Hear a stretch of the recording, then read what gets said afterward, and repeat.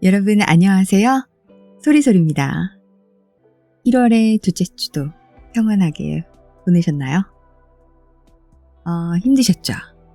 저도 그렇습니다. 셋째 주는 좀 더 편안하고 바쁘지 않은 한 주를 기대하며 낭독을 시작하려고 합니다.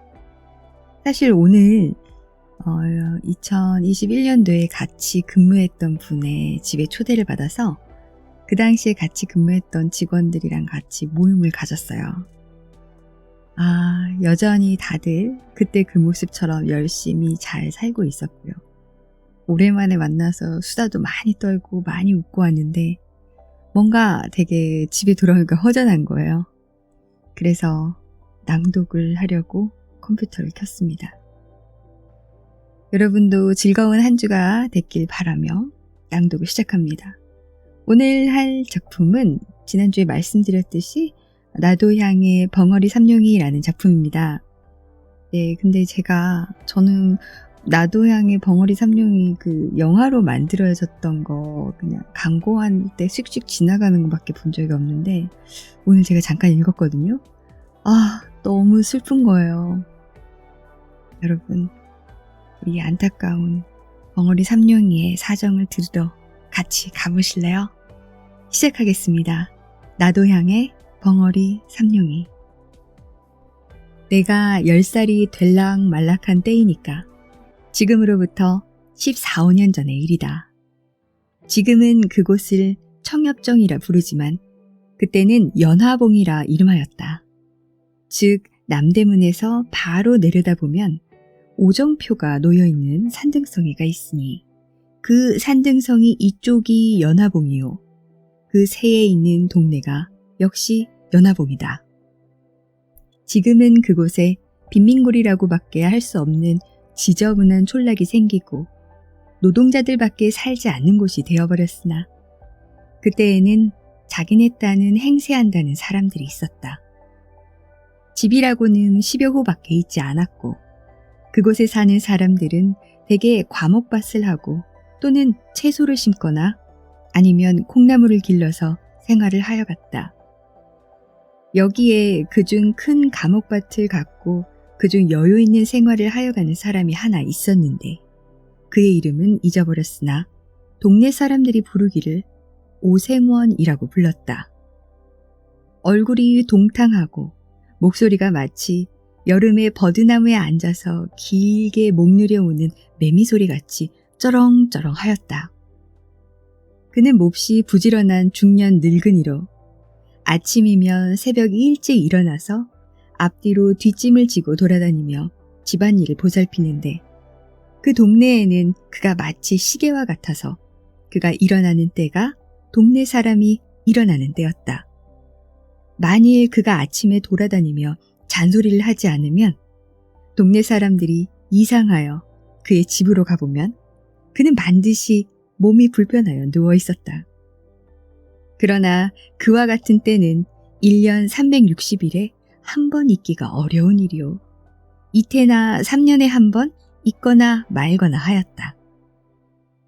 그가 이곳으로 이사를 온 지는 얼마 되지는 아니하나 언제든지 감투를 쓰고 다니므로 동네 사람들은 양반이라 불렀고 또 그 사람도 동네 사람들에게 그리 인심을 잃지 않으려고 섣달이면 북어캐나 김톳을 동네 사람들에게 나눠주며 농사 때에 쓰는 연장도 넉넉히 장만한 후 아무 때나 동네 사람들이 쓰게 하므로 그 동네에서는 가장 인심 후하고 존경을 받는 집인 동시에 세력 있는 집이다.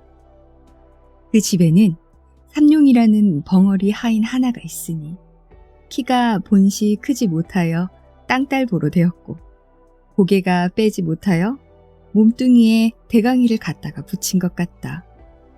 거기다가 얼굴이 몹시 얽고 입이 크다. 머리는 전에 새꼬랑지 같은 것을 주인의 명령으로 깎기는 깎았으나 불밤송이 모양으로 언제든지 푸 하고 일어섰다. 그래 걸어다니는 것을 보면 마치 옴두꺼비가 서서 다니는 것 같이 숨차 보이고 더디어 보인다. 동네 사람들이 부르기를 삼룡이라고 부르는 법이었고 언제든지 벙어리 벙어리 하고 하든지 그렇지 않으면 앵모 앵모 한다. 그렇지만 삼룡이는 그 소리를 알지 못한다. 그도 이 집 주인이 이리로 이사를 올 때 데리고 왔으니 진실하고 충성스러우며 부지런하고 세차다. 눈치로만 지내가는 벙어리지만은 듣는 사람보다 슬기로운 적이 있고 평생 조심성이 있어서 결코 실수한 적이 없다. 아침에 일어나면 마당을 쓸고 소와 돼지의 여물을 먹이며 여름이면 밭에 풀을 뽑고 나무를 실어드리고 장작을 패며 겨울이면 눈을 쓸며 잔심부름과 진일 마른 일 할 것 없이 못하는 일이 없다. 그럴수록 이 집 주인은 벙어리를 위해주며 사랑한다. 혹시 몸이 불편한 기색이 있으면 쉬게 하고 먹고 싶어하는 듯한 것이 있으면 먹이고 입을 때 입히고 잘 때 재운다. 그런데 이 집에는 3대 독자로 내려오는 그 집 아들이 하나 있다. 나이는 17살이나 아직 14살도 되어 보이지 않고 너무 귀엽게 기르기 때문에 사람에게나 짐승에게 잔인 포악한 짓을 많이 한다. 동네 사람들은 후레 자식, 아비 속상하게 할 자식, 저런 자식은 없는 것만 못해 하고 욕들을 한다. 그래서 그의 어머니는 아들이 잘못할 때마다 그의 영감을 보고 그 자식을 좀 때려 죽으려. 왜 그런 것을 보고 가만두? 하고 자기가 대신 때려주려고 나서면 아니요. 아직 철이 없어 그렇지. 저도 지각이 나면 그렇지 않을 것이 아니오. 하고 너그럽게 타이른다. 그러면 마누라는 외가리처럼 소리를 지르며 철이 없긴? 지금 나이가 몇이오? 내일 모레면 20살이 되는데 또 며칠 아니면 장가를 들어서 자식까지 낳을 것이 그래가지고 무엇을 한단 말이오? 하고 들이대며 자식은 꼭 아버지가 버려놓았습니다. 자식 귀여운 것만 알았지 버릇 가르칠 줄은 모르니까. 이렇게 싸움만 시작하려 하면 영감은 아무 말도 하지 않고 바깥으로 나가버린다. 그 아들은 더구나 벙어리를 사람으로 알지도 않는다. 말 못하는 벙어리라고 오고 가며 주먹으로 허구리를 지르기도 하고 발길로 엉덩이도 찬다. 그러면 그 벙어리는 어린 것이 철없이 그러는 것이 도리어 귀엽기도 하고 또는 그 힘없는 팔과 힘없는 다리로 자신의 무새 같은 몸을 건드리는 것이 우습기도 하고 앙증하기도 하여 돌아서서 방글에 웃으면서 툭툭 털고 다른 곳으로 몸을 피해버린다. 어떤 때는 낮잠 자는 벙어리 입에다가 똥을 먹인 때도 있었다. 또 어떤 때는 자는 벙어리 두 팔, 두 다리를 살며시 동여매고 손가락과 발가락 사이에 화승불을 놓아 질겁하고 일어나다가 발버둥질을 하고 죽으려는 사람처럼 괴로워하는 것을 보고 기뻐하였다. 이러할 때마다 벙어리의 가슴에는 비분한 마음이 꽉 들어찬다. 그러나 그는 주인의 아들을 원망하기보다는 자기가 병신인 것을 원망하였으며 주인의 아들을 저주한다기보다는 이 세상을 저주하였다. 그러나 그는 결코 눈물을 흘리지 않았다. 그의 눈물이 나오려 할 때 아주 말라붙어 버린 샘물과 같이 나오려 하나 나오지를 아니하였다. 그는 주인의 집을 버릴 줄 모르는 개 모양으로 자기가 있어야 할 곳은 여기밖에 없고 자기가 믿을 것도 여기 있는 사람들밖에 없을 줄 알았다. 여기서 살다가 여기서 죽는 것이 자기의 운명인 줄밖에 알지 못하였다. 자기의 주인 아들이 때리고 지르고 꼬집어 뜯고 모든 방법으로 학대할지라도 그것이 자기에게 을에 있을 줄밖에 알지 못하였다. 아픈 것도 그 아픈 것이 을에 자기에게 돌아올 것이요. 쓰린 것도 자기가 받지 않아서는 안 될 것으로 알았다. 그는 마땅히 자기가 받아야 할 것을 어떻게 해야 면할까 하는 생각을 한 번도 하여 본 일이 없었다.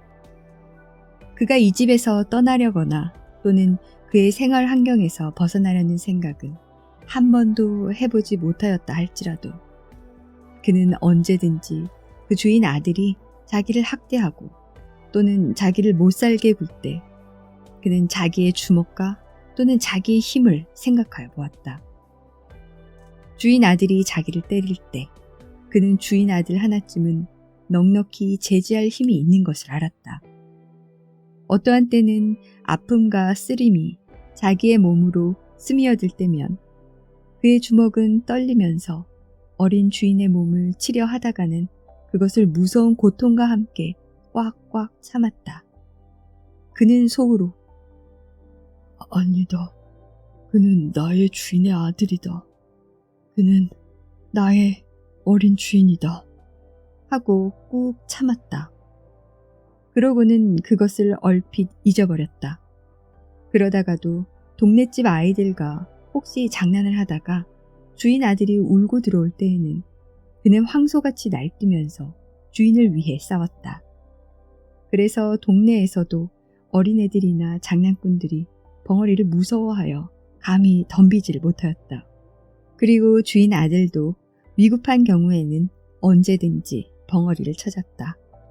벙어리는 얻어맞으면서도 기어드는 충견 모양으로 주인의 아들을 위하여 싫어하지 않고 힘을 다하였다. 벙어리가 23살이 될 때까지 그는 물론 이성과 접촉할 기회가 없었다. 동네 처녀들이 저를 벙어리 벙어리 하며 괴상한 몸짓과 손짓으로 놀려먹었음을 받을 적에 분하고 곤란한 중에도 느긋한 즐거움을 느껴본 일은 있었으나 그가 결코 사랑으로서 어떠한 여자를 대해본 일은 없었다. 그러나 정욕을 가진 사람인 벙어리는 그의 피가 차디찰 리는 없었다. 혹 그의 피는 더욱 뜨거워졌을지도 알 수 없었다. 뜨겁다 못하여 엉기어버린 엿과 같을지도 알 수 없었다. 만일 그에게 볕을 주거나 다시 뜨거운 열을 준다면 그의 피는 다시 녹을는지도 알 수 없었다. 그가 깜빡깜빡하는 기름 등잔 아래에서 밤이 깊도록 집신을 삼을 때면 남모르는 한숨을 안 쉬는 것도 아니지만은 그는 그것을 곧 억제할 수 있을 만큼 정욕에 대하여 벌써부터 단념을 하고 있었다. 마치 언제 폭발이 될는지 알지 못하는 휴화산 모양으로 그의 가슴 속에는 충분한 정열을 깊이 감춰 놓았으나 그것이 아직 폭발될 시기가 이르지 못한 것이었다. 비록 폭발이 되려고 무섭게 격동함을 벙어리 자신도 느끼지 않는 바는 아니지만 그는 그것을 폭발시킬 조건을 얻기 어려웠으며 또는 자기가 여태까지 능동적으로 그것을 나타낼 수가 없을 만큼 외계의 압축을 받았으며 그것으로 인한 이지가 너무 그에게 자제력을 강대하게 하여주는 동시에 또한 너무 그것을 단념만 하게 하였다. 속으로 나는 벙어리다. 자기가 생각할 때 그는 몹시 원통함을 느끼는 동시에 나는 말하는 사람들과 똑같은 자유와 똑같은 권리가 없는 줄 알았다. 그는 이와 같은 생각에서 언제든지 단념 않으려야 단념하지 않을 수 없는 그 단념이 쌓이고 쌓이어 지금에는 다만 한 개의 기계와 같이 이 집의 노예가 되어 있으면서도 그것을 자기의 천직으로 알고 있을 뿐이요. 다시는 자기가 살아갈 세상이 없는 것 같이 알지 못하게 된 것이다. 그해 가을이다. 주인의 아들이 장가를 들었다. 색시는 신랑보다 2살 위에 19살이다. 주인이 본시 자기의 문벌이 얕은 것을 한탄하여 신부를 구할 때의 첫째 조건이 문벌이 높아야 할 것이었다. 그러나 문벌 있는 집에서는 그리 쉽게 색시를 내놓을 리가 없었다. 그러므로 하는 수 없이 그 어떤 영락한 양반의 딸을 돈을 주고 사오다시피 하였으니 무남 동녀 딸을 둔 남촌 어떤 가부를 꿀을 발라 약혼을 하고 혹시나 무슨 딴소리가 있을까 하여 부랴부랴 성례식을 시켜버렸다. 혼인할 때의 비용도 그때 돈으로 3만 양을 썼다. 그리고 아들의 처갓집에 며느리 뒤보아주는 바느질싹, 빨래싹이라는 명목으로 한 달에 2,500냥씩을 대어주었다. 신부는 자기 아버지가 돌아가기 전까지 상당히 견디기도 하고 또는 금주오겹같이 기른 터이라 구식 가정에서 배울 것, 읽힐 것 못하는 것이 없고 게다가 또는 인물이라든지 행동거지에 조금도 구김이 있지 아니하다. 신부가 오자 신랑의 흠절이 생기기 시작하였다. 신부에게다 대면 두루미야 까마귀지. 아직도 철딱서니가 없어. 색시에게 취여 지내겠지. 신랑에겐 과하지. 동네집 말 좋아하는 여편네들이 모여 앉으면 이렇게 비평들을 한다. 어떤 남의 걱정 잘하는 마누라님은 간혹 신랑을 보고는 그대로 세워놓고 글쎄 이제는 어른이 되었으니 셈이 좀 나요? 저리고 어떻게 색시를 거느려 가노? 색시방에 들어가기가 부끄럽지 않담? 하고 들이대다시피 하는 일이 있다. 이럴 적마다 신랑의 마음은 그 말하는 이들이 미웠다. 일부러 자기를 부끄럽게 하려고 하는 것 같아서 그 후에 그를 만나면 말도 안 하고 인사도 하지 아니한다. 또 그의 고모되는 이가 와서 자기 조카를 보고 인제는 어른이야. 너도 그만하면 지각이 날 때가 되지 않았니? 네 처가 부끄럽지 아니하냐? 하고 타이를 적마다 그의 마음은 그 말하는 사람이 부끄럽다는 것보다도 자기를 이렇게 하게 한 자기 아내가 더욱 밉살머리스러웠다. 여편네가 다 무엇이냐? 저 빌어먹으려니 들어오더니 나를 이렇게 못살게들 굴지. 혼인한 지 며칠이 못 되어 그는 색시방에 들어가질 않았다. 집안에서는 야단이 났다.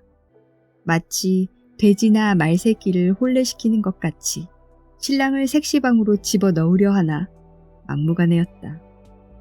그럴 때마다 신랑은 손에 닥치는 대로 집어 때려서 자기의 외사촌 누이의 이마를 뚫어서 피까지 나게 한 일이 있었다. 집안 식구들이 하는 수가 없어 맨 나중에는 아버지에게 밀었다.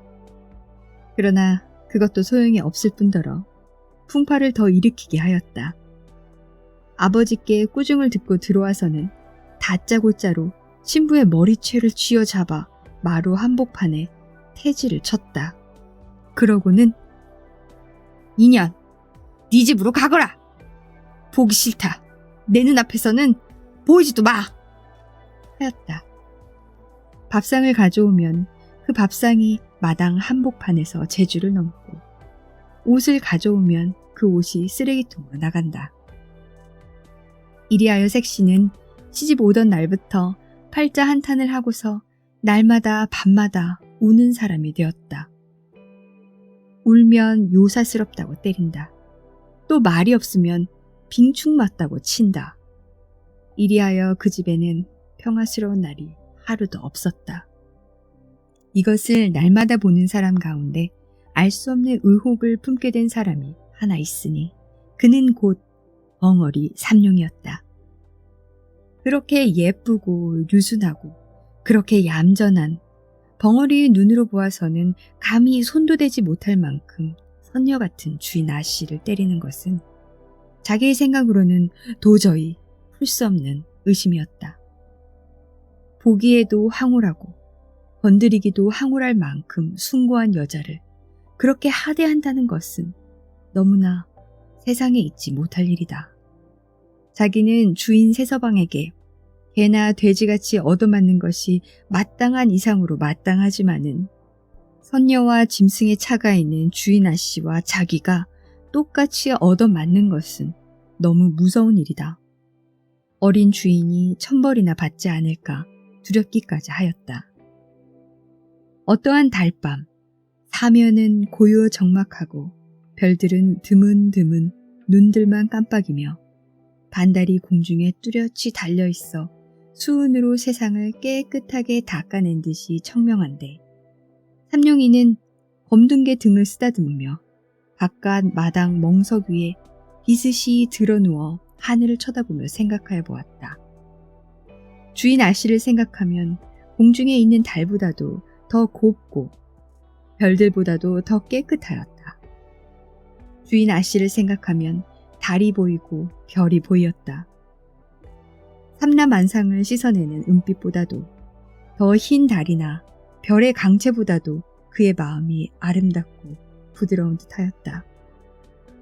마치 달이나 별이 땅에 떨어져 주인 아씨가 된 것도 같고 주인 아씨가 하늘에 올라가면 달이 되고 별이 될 것 같았다. 더구나 자기를 어린 주인이 때리고 꼬집을 때 감히 입 벌려 말은 하지 못하나 측은하고 불쌍히 여기는 정이 그의 두 눈에 나타나는 것을 다시 생각할 때 그는 부들부들한 개 등을 어루만지면서 감격을 느꼈다. 개는 꼬리를 치며 자기를 귀여워하는 줄 알고 벙어리의 손을 핥았다. 삼룡이의 마음은 주인 아씨를 동정하는 마음으로 가득 찼다. 또는 그를 위하여서는 자기의 목숨이라도 아끼지 않겠다는 의분에 넘치었다. 그것은 마치 살구를 보면 입속에 침이 도는 것 같이 본능적으로 느껴지는 감정이었다. 주인 아씨가 온 뒤에 다른 사람들은 자유로운 안출입을 금하였으나 벙어리는 마치 개가 맘대로 안에 출입할 수 있는 것 같이 아무 의심 없이 출입할 수가 있었다. 하루는 어린 주인이 먹지 않던 술이 잔뜩 취하여 무지한 놈에게 맞아서 길에 자빠진 것을 업어다가 안으로 들여다 누인 일이 있었다. 그때 아무도 안에 있지 않고 다만 주인 아씨 혼자 방에서 바느질을 하고 있다가 이 꼴을 보고 벙어리에 충성된 마음이 고마워서 그 후에 쓰던 비단 헝겊 조각으로 붓이 쌈지 하나를 만들어준 일이 있었다. 이것이 새서방님의 눈에 띄었다. 그래서 주인 아씨는 어떤 날 밤 자던 몸으로 마당 복판에 머리를 푼 채 내동댕이 쳐졌다. 그리고 온몸에 피가 맺히도록 얻어맞았다. 이것을 본 벙어리는 또다시 의분의 마음이 뻗쳐 올라왔다. 그래서 미친 사자와 같이 뛰어들어가 새서방님을 내어던지고 주인 아씨를 둘러매었다. 그리고 나는 수리와 같이 바깥사랑 주인 영감 있는 곳으로 뛰어가 그 앞에 내려놓고 손짓과 몸짓을 10번, 20번 거푸하며 하소연하였다. 그 이튿날 아침 그는 주인 새서방님에게 물풀애로 얼굴을 몹시 얻어맞아서 한쪽 뺨이 눈을 얼려서 피가 나고 주먹같이 부었다. 그 때릴 적에 새서방의 입에서 나오는 말은 이 흉측한 벙어리 같으니 내 여편네를 건드려? 하고 붓이 쌈지를 빼앗아 갈갈이 찢어서 뒷간에 던졌다. 그리고 이놈아, 이제는 주인도 몰라보고 막 친다. 이런 건 죽어야 해. 하고 채찍으로 그의 뒷덜미를 갈겨서 그 자리에 쓰러지게 하였다. 벙어리는 다만 두 손으로 빌 뿐이었다. 말도 못하고 고개를 몇백 번 코가 땅에 닿도록 그저 용서해달라고 빌기만 하였다. 그러나 그의 가슴에는 비로소 숨겨있던 정의감이 머리를 들기 시작하였다. 그는 아픈 것을 참아가면서도 북받치는 분노를 억제하였다. 그때부터 벙어리는 안방에 들어가지 못하였다. 이 들어가지 못하는 것이 더욱 벙어리로 하여금 궁금증이 나게 하였다. 그 궁금증이라는 것이 묘하게 빛이 변하여 주인 아씨를 배웁고 싶은 심정으로 변하였다. 배웁지 못함으로 가슴이 타올랐다. 몹시 애상의 정서가 그의 가슴을 저리게 하였다. 한 번이라도 아씨를 배울 수가 있다면 하는 마음이 나더니 그의 마음의 넋은 느끼기 시작하였다. 센티멘털한 가운데에서 느끼는 그 무슨 정서는 그에게 생명 같은 희열을 주었다. 그것과 자기의 목숨이라도 바꿀 수 있을 것 같았다. 어떤 때는 그대로 대강이로 담을 뚫고 들어가고 싶도록 주인 아씨를 배우고 싶은 것을 꾹 참을 때도 있었다. 그 후부터는 밥을 잘 먹을 수가 없었다. 일도 손에 잡히지 않았다. 틈만 있으면 안으로만 들어가고 싶었다. 주인이 전보다 많은 밥과 음식을 주고 더 편하게 하여 주었으나 그것이 싫었다. 그는 밤에 잠을 자지 않고 집 가장자리를 돌아다녔다. 하루는 주인 세서방이 술이 취하여 들어오더니 집안이 수선수선하여지며 계집 하인이 약을 사러 갔다 들어오는 것을 보고 그 계집 하인을 붙잡았다. 그리고 무엇이냐고 물었다.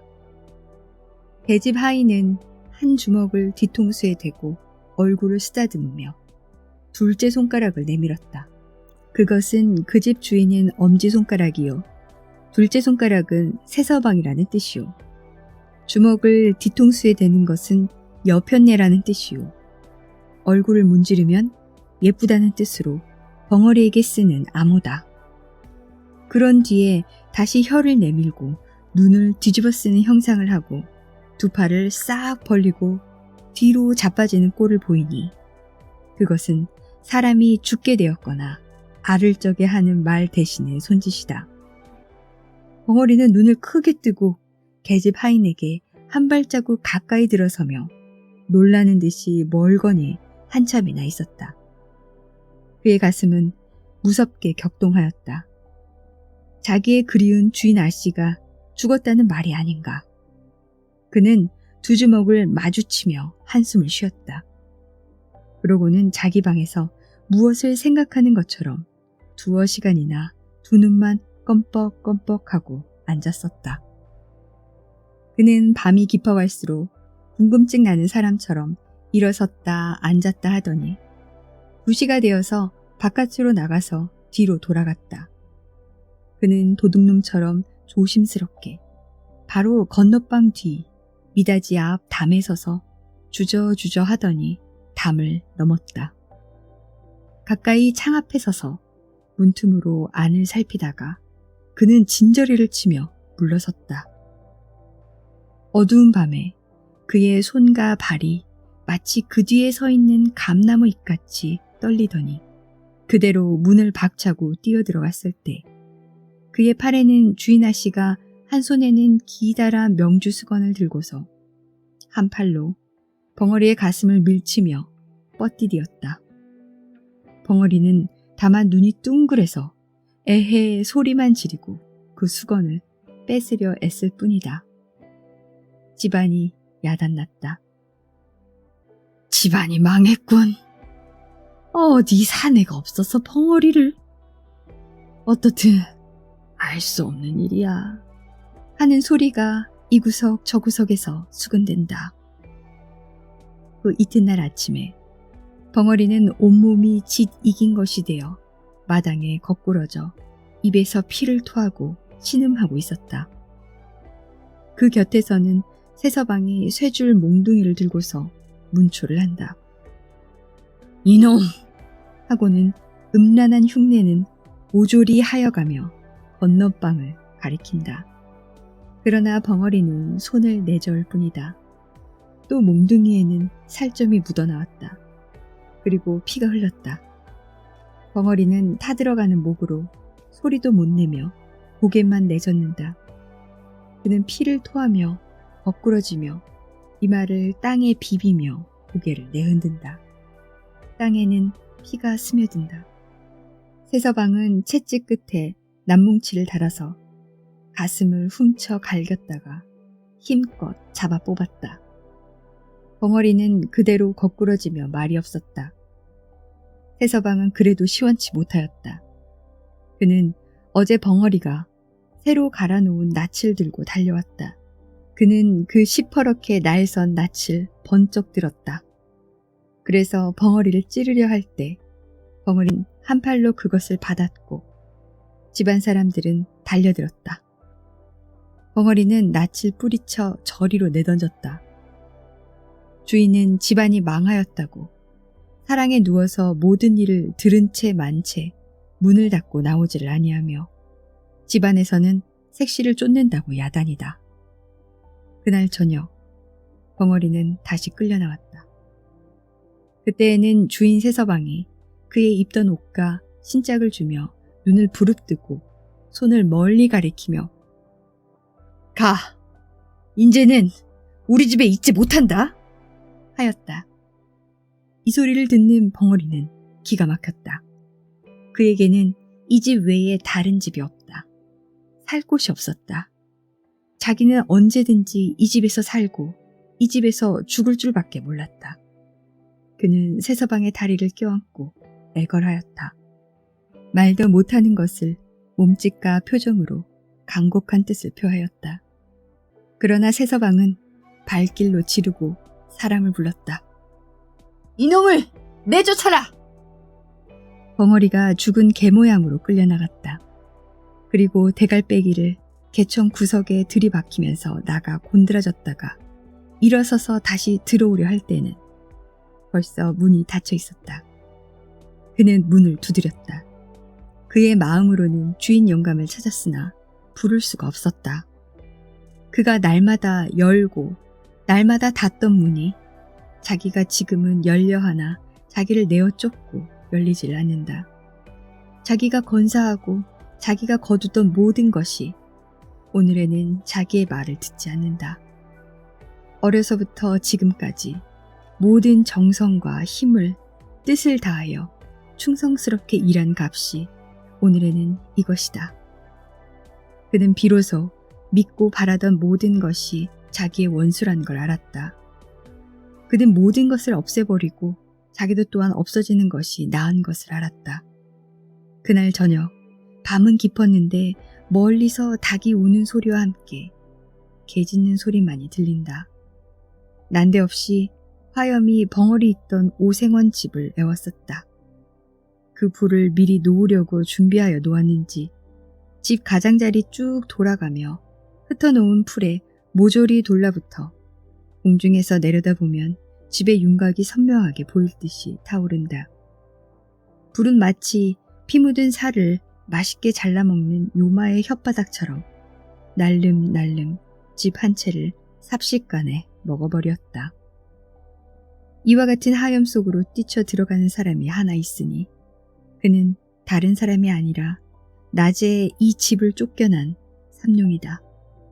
그는 먼저 사랑에 가서 문을 깨뜨리고 주인을 업어다가 박 가운데 놓고 다시 들어가려 할지 그의 얼굴과 등과 다리가 불에 대어 쭈그러져 드는 것을 알지 못하였다.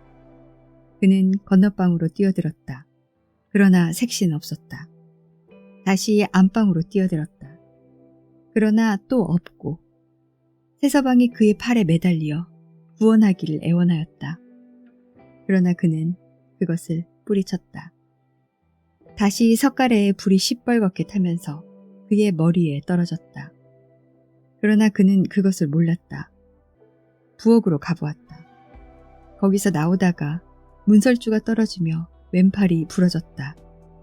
그러나 그것도 몰랐다. 그는 다시 광으로 가보았다. 거기도 없었다. 그는 다시 건너방으로 들어갔다. 그때야 그는 색시가 타 죽으려고 이불을 쓰고 누워있는 것을 보았다. 그는 색시를 안았다. 그러고는 길을 찾았다. 그러나 나갈 곳이 없었다. 그는 하는 수 없이 지붕으로 올라갔다. 그는 비로소 자기의 몸이 자유롭지 못한 것을 알았다. 그러나 그는 자기가 여태까지 맛보지 못한 즐거운 쾌감을 자기의 가슴에 느끼는 것을 알았다. 색시를 자기 가슴에 안았을 때 그는 이제 처음으로 살아난 듯하였다. 그는 자기의 목숨이 다한 줄 알았을 때 그 색시를 내려놓을 때는 그는 벌써 목숨이 끊어진 뒤였다. 집은 모조리 타고 벙어리는 색시를 무릎에 뉘고 있었다. 그의 울분은 그 불과 함께 사라졌을는지 평화롭고 행복스러운 웃음이 그의 입 가장자리에 10개 나타났을 뿐이다. 네, 여러분 잘 들으셨나요? 우리 삼룡이 너무 불쌍하죠? 너무 안타까웠습니다. 아, 새서방은 정말 사람 같지 않습니다. 좀 감정이 격하게 읽었고요. 자, 그럼 오늘의 낭독은 여기서 마치겠습니다. 다음에 어떤 작품으로 돌아올지 고민하며 좀 골라보겠습니다. 재미있게 들으셨다면 좋아요, 알림 설정, 구독 부탁드립니다. 다음에 새로운 낭독으로 돌아오겠습니다. 감사합니다.